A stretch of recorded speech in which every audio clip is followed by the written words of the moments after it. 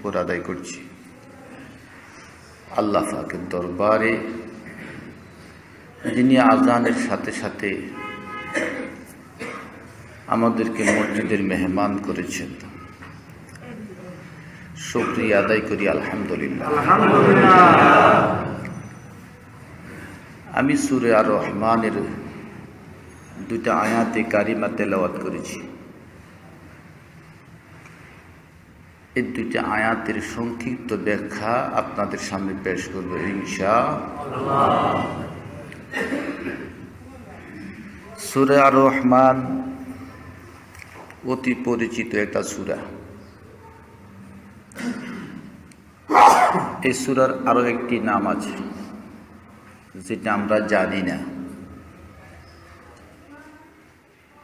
এটাকে আরেক নাম বলা হয় উরুসুল কোরআন। কি নাম? উরুসুল কোরআন।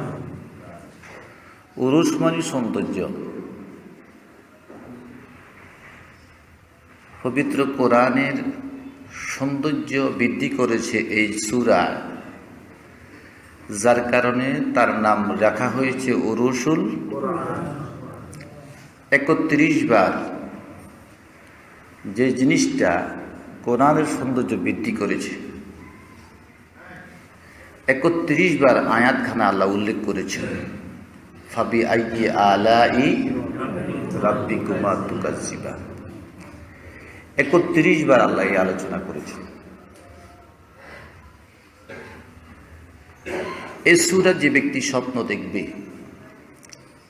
ঘুমের মধ্যে, আল্লাহ তাকে মক্কা মদিনার প্রতিবেশী করবেন। বহুত মানুষ হজে যায়, মৃত্যু হয় না, তো মৃত্যু হইলে তার কবরও ওখানে দেয়। যারা এই সূরার স্বপ্ন দেখে তাদের নসিব ভালো। আল্লাহ আমাদেরকে যেন এমন সূরার স্বপ্ন দেখায়। জোরে কন্যা আমি। যে ব্যক্তি এই সূরা পড়বে, তেলাওয়াত করবে, কিয়ামতের কঠিন দিনে আল্লাহ তার চেহারাকে 14 তারিখের চন্দ্রের মতো করে দিবে। কঠিন বড় সমস্যা, আল্লাহ সমস্যা হল হয় না, সমস্যা হল করে না। 11 বার যদি এই সূরাকে তেলাওয়াত করা হয়, তথ্যজ্ঞানীগণ লিখেছেন আল্লাহ আপনার যে কোনো কঠিন সমস্যা হোক এটা সমাধান করে দেবেন।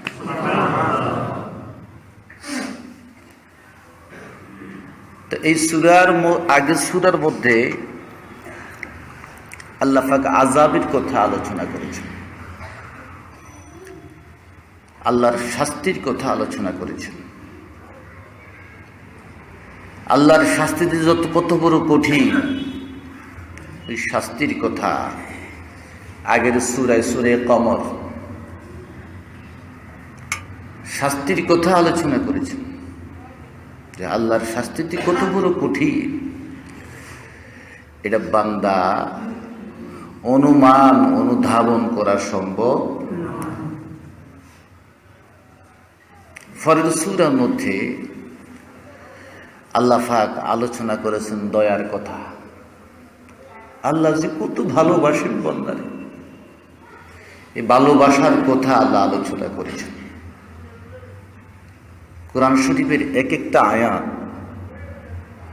এক একটা সূরা তার আগের আয়াতের সাথে সম্পর্ক রাখে। এটাকে তাফসীর কারকদের ভাষায় বলা হয় রব্তে আয়াত, রব্তে সূরা। আগের সূরার মধ্যে আলোচনা করেছেন কথা কম গজবের কথা, আল্লাহর শাস্তির কথা, আর এই সূরার মধ্যে আলোচনা করেছেন রহমতের কথা। দুইটা আয়াত সম্পর্ক কি রইল?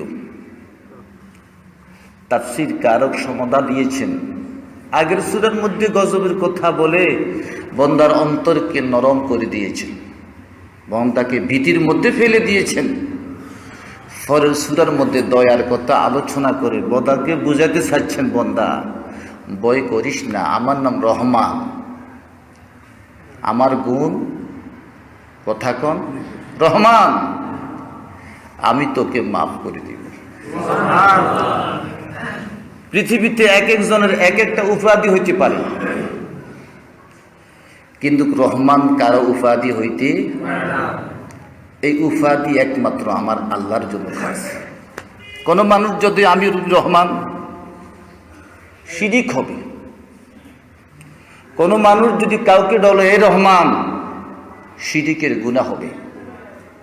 কারণ রহমান নামটা একমাত্র কার জন্য খাস? আল্লাহ পাকের জন্য খাস। এই নামের সাথে আর কারো নাম সংমিশ্রণ করা যাবে না। আগের সূরার মধ্যে আল্লাহ আযাব ও গজবের কথা আলোচনা করেছেন। সূরা রহমানের মধ্যে আল্লাহ পাক তিনার দয়ার কথা আলোচনা করেছেন। দয়ার কথা আলোচনা করে বান্দাকে বলেন আমি রহমান। এই রহমান কারো সাথে আর খাস হইতে পারে না, কারো গুণ হইতে পারে না। এই সিফত, এই ক্ষমতা একমাত্র আমি আল্লাহ পাক রব্বুল আলামিনের। বান্দা টেনশন করিস না, আমি তোর জিন্দেগির গুনাহগুলা মাফ করে তোকে জান্নাতের প্যাসেঞ্জার বানাইয়া দিব।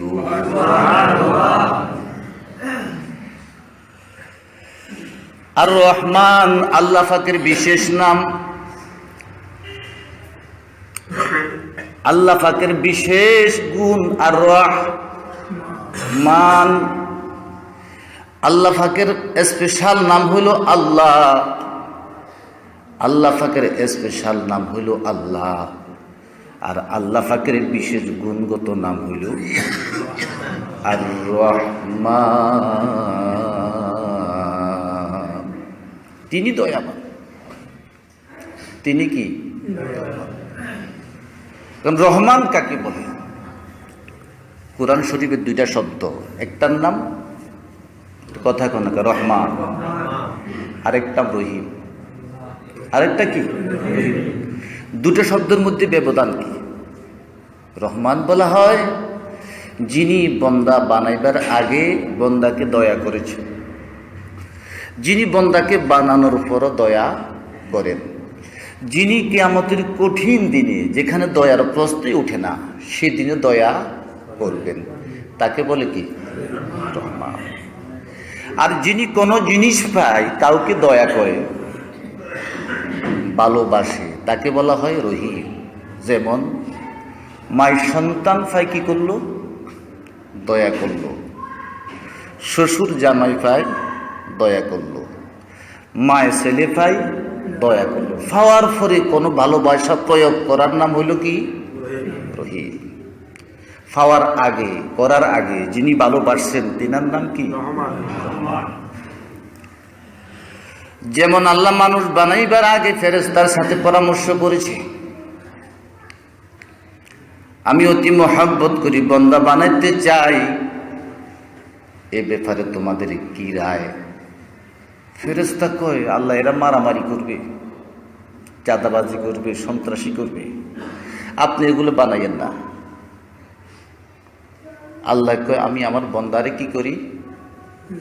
মহব্বত করি, ভালোবাসি। আমি বন্দা বানাবই, বন্দা বানাই। 7 লক্ষ ভাষা শিক্ষা দিয়েছি। কত লক্ষ? 7 লক্ষ ভাষা। শুধু তাই নয়, স্থলে আর জলে 80,000 জগৎ। দুনিয়াতে কি জগৎ, অমনি স্থলে 80,000, 40,000, জলে 40,000, টোটাল কত হাজার? 80,000 জগতের মধ্যে দুনিয়া একটা জগৎ। দুনিয়া একটা কি? এরকম আরো 79,999টি জগৎ রয়েছে।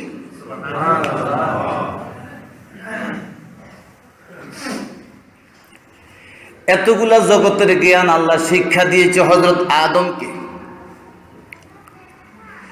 শিক্ষা দেওয়ার উপর আল্লাহ রাব্বুল আলামিন বলেন,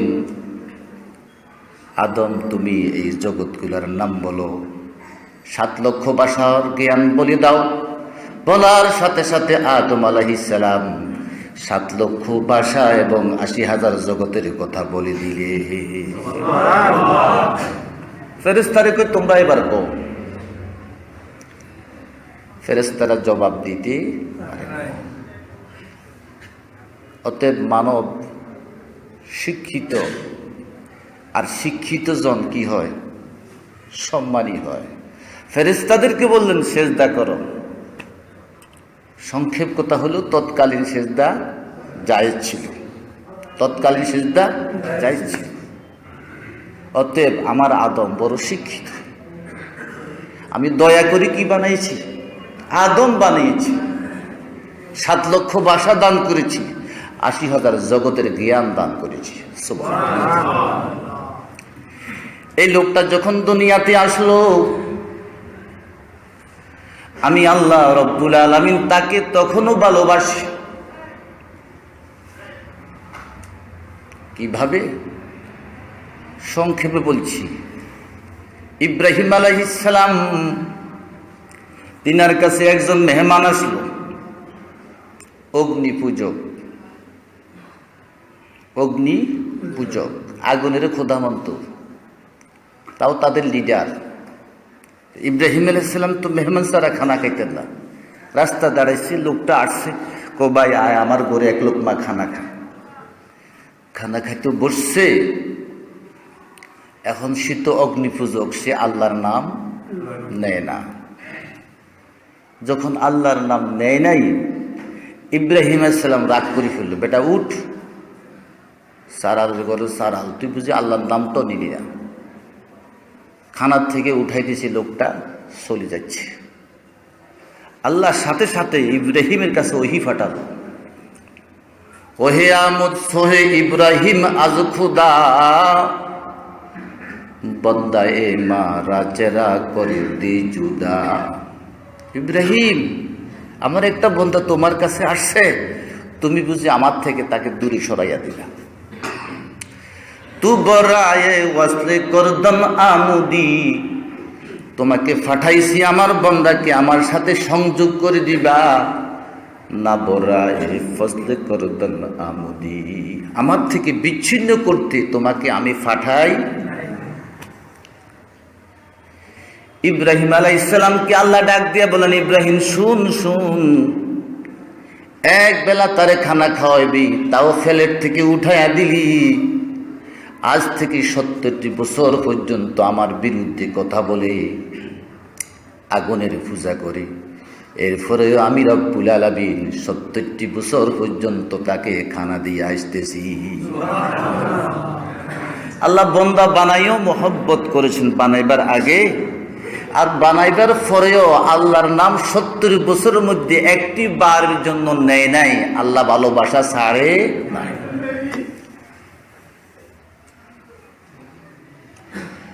অমনি করি কিয়ামতের কঠিন দিনে, যেখানে মাফ হওয়ার কোনো সুযোগ নাই।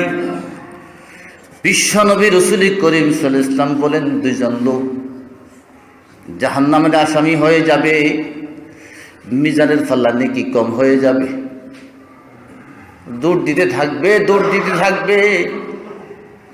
একজন জাহান্নামের দিকে দৌড় দিতে থাকবে, আরেকজন সামনের দিকে এক কদম বাড়াবে, পিছনের দিকে আল্লাহর রহমতের দিকে তাকাইয়া দেখবে। আল্লাহ 2 জনকে জিজ্ঞাসা করবে, একটু দাঁড়াও, একটু দাঁড়াও। যিনি খুব দৌড়ে সরে দৌড়াচ্ছে তাকে জিজ্ঞাসা করবে, জাহান্নাম কি এত স্বাদের জিনিস? কেন দৌড়াচ্ছ, কেন দৌড়াচ্ছ? তখন বলবে, আল্লাহ তাআলা দুনিয়াতে থাকাকালীন কত নাফরমানি করেছি, আপনার কত হুকুম আমি অমান্য করেছি, আজকে আমি জাহান্নামের আসামি। আপনি অর্ডার করেছেন, যদি যাইতে দেরি হয় হয়তো শাস্তি আরো বেড়ে যেতে পারে। এই জন্য দৌড়াচ্ছি আর আপনার রহমতের দিকে তাকাচ্ছি। নাকি আপনার রহমত একটি বারের জন্য আমার প্রতি তাকাইয়া দেখে। যিনি এক কদম সামনে দেয়, আরেক কদম পিছনে দেয়, তাকে জিজ্ঞাসা করা হবে, কেন এক কদম সামনে দিয়ে আবার পিছনের দিকে চাও কেন? তখন বলবে, রাব্বি করিম, কোরআন শরীফ তেলাওয়াত করেছিলাম, প্রতি সূরার প্রথমে পড়েছি বিসমিল্লাহ। আপনি নাকি রহমান, আর এই গুণ একমাত্র আপনার জন্য খাস, কারো সাথে এই গুণকে একাত্র করা যায় না। যদি আজকে দিনে আপনার রহমানিয়ত্ব প্রকাশ না পায়, আর কবে পাবো? এই জন্য সামনের দিকে এগুচ্ছি আপনার হুকুমের আশায়, পিছনের দিকে তাকাচ্ছি আপনার রহমতের আশায়। আল্লাহ ডাক দিয়া বলবে, রহমান রহিমের দোহাই দিয়া মাঠে যখন আমাকে খস্ত করেছ বান্দা, আমি রব্বুল আলামিন রহমান দিয়া তোমাদের দুইজনকে মাফ করে দিলাম। রহমান কাকে বলে? যিনি বান্দা বানাইবার আগেও মহব্বত করেছিলেন, বান্দা বানাইবার পরেও মহব্বত করেছিলেন, এবং কিয়ামতের কঠিন দিনে যেদিন ক্ষমার প্রশ্নই আসে না, সেদিনও যিনি মহব্বত করবেন তাকে বলা হয় কি? রহমান। সুবহানাল্লাহ। বাকি আর কয়জন? দুইজনের নেকি মাফা হবে। কি মাফা হবে? কথা কর না কেন? দুইজনের নেকি মাফা হবে। একজন সারা জিন্দেগি গুনাহের কাজ করেছে, একটা মাত্র নেকির অভাব। আর একজন সারা জিন্দেগি গুনাহ করেছে, মাত্র নেকি কয়টা? একটা। একজনের নেকি একটা, আর একজনের নেকির অভাব একটা, গুনাহ একটা। দুজনে জাহান্নামের আসামি। আল্লাহ ঘোষণা করবেন, ইনতালিকু বিআবদি ইলান নার, দুজনকে জাহান্নামে পাঠাও। তখন আল্লাহর কাছে অ্যাপ্লিকেশন করবে, দরখাস্ত করবে, রাব্বি করিম একটু সুযোগ দেন না, একটু দেখি কোথাও একটা নেকির অভাব পূরণ করতে পারে কিনা। আল্লাহ বলবে, কঠিন দিনে মায় বলবে, বিয়ে বসি নাই, সন্তান কোত্থেকে হবে? বাপ বলবে, বিয়ে করি নাই, সন্তান কোত্থেকে হবে? এমন কঠিন সময় নাকি কোত্থেকে পাইবা? তখন লোকটি বলবে, একটু সুযোগ দেন, চেষ্টা করি দেখি। হাসরের মাঠে দৌড় দিতে থাকবে, কেউ তার সাথে কথা বলবে না, পরিচয় দিবে না। অবশেষে হাসরের প্রান্তে দেখবে একটা লোক খুব ছোট হয়ে বসে আছে, একবার অস্থির। তার কাছে গিয়া সালাম বলবে, ভাই তুমি কেন এমন অবস্থায় বসে আছো? কি নাম তোমার? সমস্যা কি? বলবে, ভাই জিন্দিগিতে সব গুনায় কামাইছি, নেকি মাত্র কয়টা? একটা নেকি আমাকে জান্নাতের প্যাসেঞ্জার বানাইতে পারবে না। অতএব টেনশনে আছি, অস্থির হয়ে আছি, কার কাছে দরখাস্ত করব? বাপ তো কই বিয়েই করে নাই, মাই তো কয় বিয়ে বসে নাই, কার থেকে নেকি পাবো? কার থেকে আশা করতে পারি? লোকটি বলবে, তোমার কি সমস্যা? জবাব বলবে, আমি সারা জিন্দেগিতে নেকি কামিয়েছি, একটি মাত্র গুনার কারণে আমি জাহান্নামের আসামি। নেকি একটা ফেলে জান্নাতের প্যাসেঞ্জার হইতে পারি, দৌড়াচ্ছি কার কাছে পাওয়া যায় একটা মাত্র নেকি।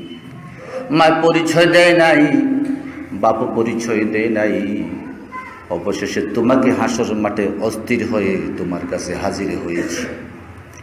লোকটি বলবো, একটা মাত্র নেকি জান্নাতের আশা করতে পারি না, একটা নেকি দি আমি জান্নাতে কিভাবে যাব?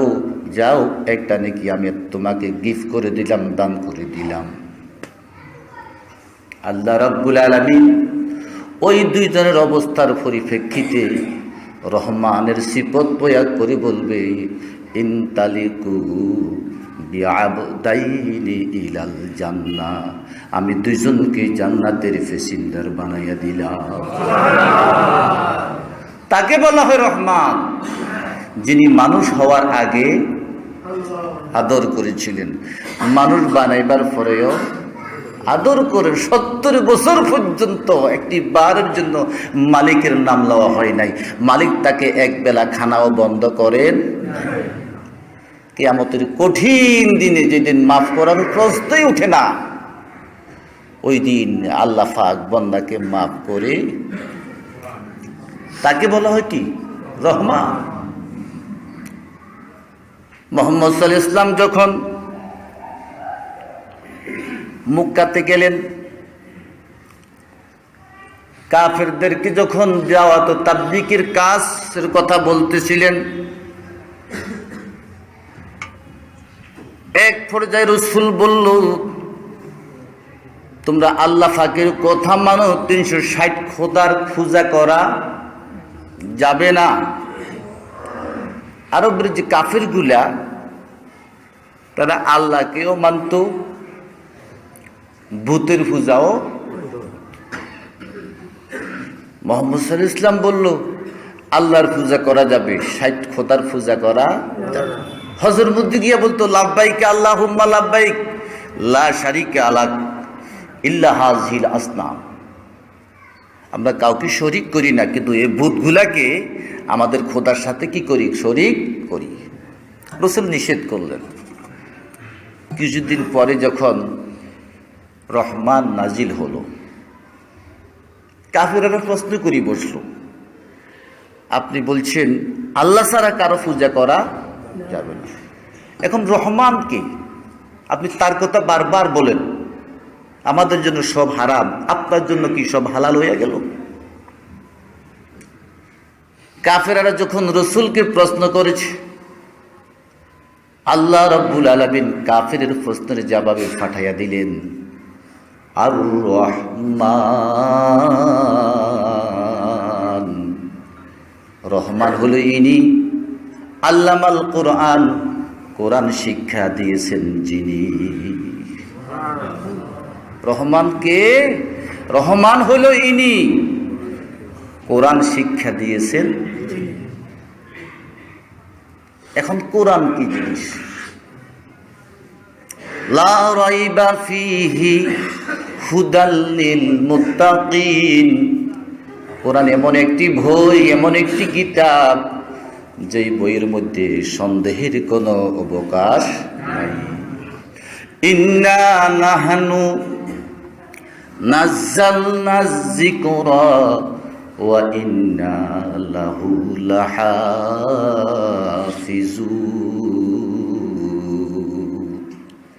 কোরআন এমন একটি বই, এমন একটি কিতাব, যে কিতাব নাজিল করার পর যিনি নাজিল করেছেন তিনি বলেন, এই কিতাবকে সংরক্ষণ করার মালিক আমি আল্লাহ রাব্বুল আলামিন। এই কিতাবের মধ্যে কোনো ভুল নাই, এবং এই কিতাবের মধ্যে ভুল ঢুকাইবার কোনো সুযোগ নাই। পৃথিবীতে 104টা কিতাব বান্দার হেদায়েতের জন্য ফাটানো হয়েছে, কোন কিতাবের হাফেজ নাই। একমাত্র একটা কিতাবের হাফেজ হাজার হাজার রয়েছে, সেই কিতাবের নাম হলো আল কোরআনুল কারীম। নকুল কুমার একজন গায়ক, হিন্দু, সেই বই সম্পর্কে একটা কবিতা লিখেছে, যদি পৃথিবী থেকে জ্বলে যায় পৃথিবীর সব বইয়ের দোকান, তবু পৃথিবী থেকে ধ্বংস হবে না পবিত্র কোরআন। কেমনে ধ্বংস হবে? কেমনে ধ্বংস করবে আগুন? কোরআনের তেজ। পৃথিবীতে আছে লক্ষ লক্ষ কোরআনের হাফেজ। সুবহানাল্লাহ। একজন হিন্দু সেই কোরআনের পক্ষে কি সুন্দর একটা কবিতা লিখেছে, পাকিস্তানের জিয়া মল্ল দুর্ঘটনা ভাই, ফেলেন ফুড়ে সাই সাই হলো, কোরআন ফুড়ে নাই। সুবহানাল্লাহ। আল্লাহ বলেন, কোরআন এমন একটি কিতাব, যে কিতাব আমি নাজিল করেছি, যার মধ্যে কোনো ভুল নাই। এমন একটি কিতাব যে কিতাব সংরক্ষণ করার দায়িত্ব আমি আল্লাহ রাব্বুল আলামিনের। কুরআন এমন একটি কিতাব। আল কুরআনু খায়রুম মিনাদ দুনিয়া ওয়াল আখিরাহ। কোরআন কেমন কিতাব? বিশ্বনবী বলেন কোরআন এমন একটি কিতাব খায়রুম মিনাদ দুনিয়া ওয়াল আখিরাহ, যেটা দুনিয়া এবং আখিরাতের চাইতে উত্তম। দুনিয়ার যত বিদ্যা আছে দুনিয়াতে শেষ, কিয়ামত হবে, ধ্বংস হয়ে যাবে। কোরআন শরীফ এমন একটি কিতাব যেটা ধ্বংস হওয়ার কোনো সুযোগ নাই। দুনিয়াতেও থাকবে, আখিরাতেও থাকবে। ইমাম শাফি রহমতুল্লাহ আলাইহির আমলে এক বেড়া বউ ছাড়িয়ে দিছে, বিবির সাথে রাগ করে অভিনয় করে বলছে যে আমার একটা মাত্র মায়া, মায়ার বিয়ের মধ্যে এমন জিনিস দিব যেটা দুনিয়া আখিরাতের চাইতে উত্তম। হায় হায়, নলে তুমি তালাক। বিবি ফর্দায় গেছে গা। ফর্দা যাওয়ার পরে এখন বিশাল সমস্যা, সামনে মাইয়ার বিয়া, বউ হয়ে গেছে তালাক। এই সমস্যার সমাধানের জন্য ইমাম শাফির কাছে প্রশ্ন ফাটানো হলো। ইমাম শাফি জবাব কথা শুনে বললেন, আপনার মেয়ের বিয়ের মধ্যে এটা কোরআনই কদিম দিয়া দেন, বউ তালাক হবে না। হাদিসটা বলে দিলেন, ক্বালা রাসূলুল্লাহ সাল্লাল্লাহু আলাইহি ওয়াসাল্লাম আর কোরআনু খায়রুম মিনাদ দুনিয়া ওয়াল আখিরাহ। কোরআন দুনিয়া এবং আখিরাতের চেয়ে উত্তম। একটা কিতাব গিফট দিয়া দাও, তোমার বেবি তালাক হয়। সুবহানাল্লাহ। মুস্তাবি রহমতুল্লাহ আলাইহি একটা উদাহরণ দিয়েছে। এক বাপের একটা হুত ছিল, বাপ ছেলেকে নসিহত করেছে, বাড়ির সামনে একটা ফুল গাছ, তো এটা কাটিস না, এটা কাটলে বিপদ আসবে। বাপ মারা গেছে, ছেলে গাছের গোড়ায় কুড়াল দিয়ে গাছটা কেটে ফেলছে পরিবেশের জন্য। পরের দিন রাত্রে একটা সাপ আইসা তার মুখে চোয়াল দিয়ে তাকে মেরে ফেলেছে।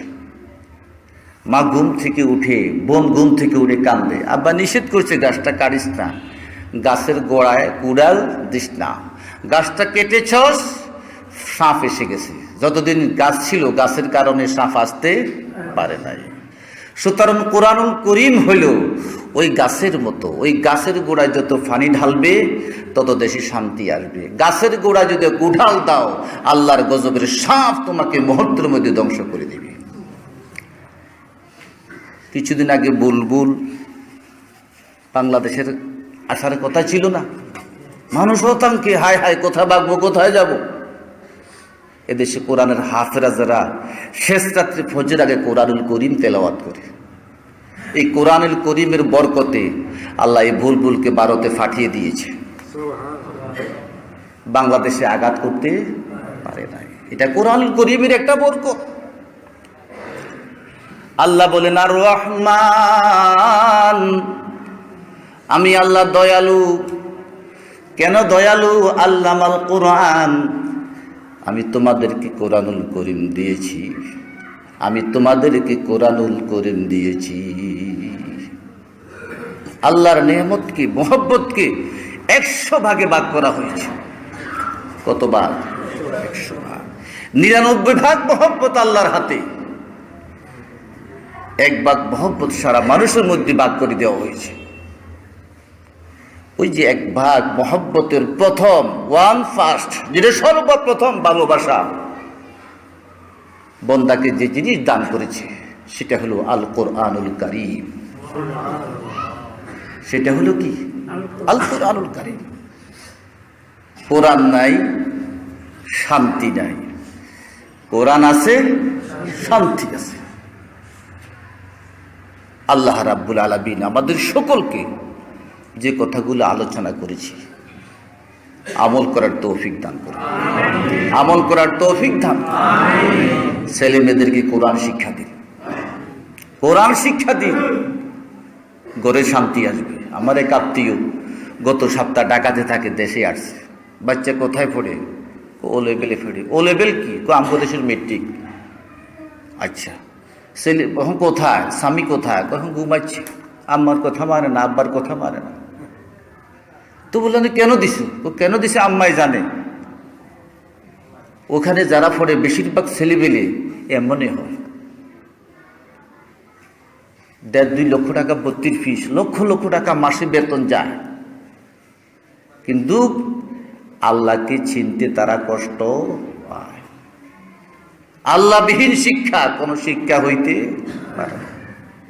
আল্লাহর সাথে বন্দার সাথে সম্পর্ক রাখতে হবে।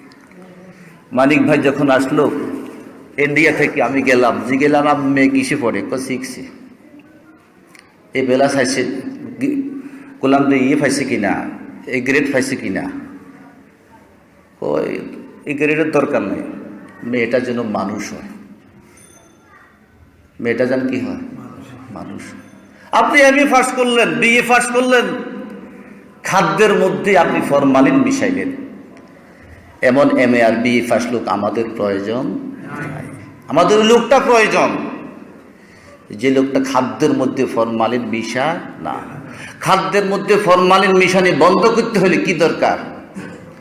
কোরআনুল কারীম দরকার। সুবহানাল্লাহ। ওমরের আমলে রাত্রে ফজরের আজান দিচ্ছে, মা মেয়েকে বলতেছে দুধের মধ্যে পানি মিশাও, ওমরের লোক দেখে যাবে।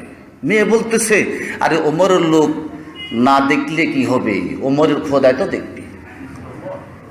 ওমর বাড়িতে চলে গেছে। সকাল বেলায় ঘুম থেকে উঠার পরে ডাকাইছে মা মেয়ে দুইজন। মারে জিগে তোমার ঘরে কি আলোচনা হয়েছে? মা মুখ ছিল না। মেয়েকে আমার মার জবাবে আমি বলেছি ওমরের খোদা দেখতেছে।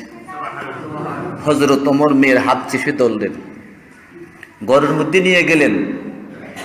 ঘরের মধ্যে নিয়ে তিনার আপন ছেলে আব্দুল্লাহর সাথে ওই মেয়েটার বিবাহ পড়াই দিলেন। जब इसको सिखाती है इसरार खुदा गाही, सिल लेता है गुलामों पर इसरार शहनशाही।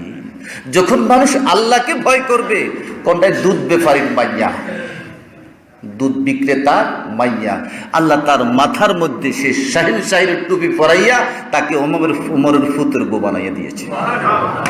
আল্লাহ আমাদেরকে আমল করার তৌফিক দান। যারা সুন্নত পড়ে না, সুন্নত পড়ে না।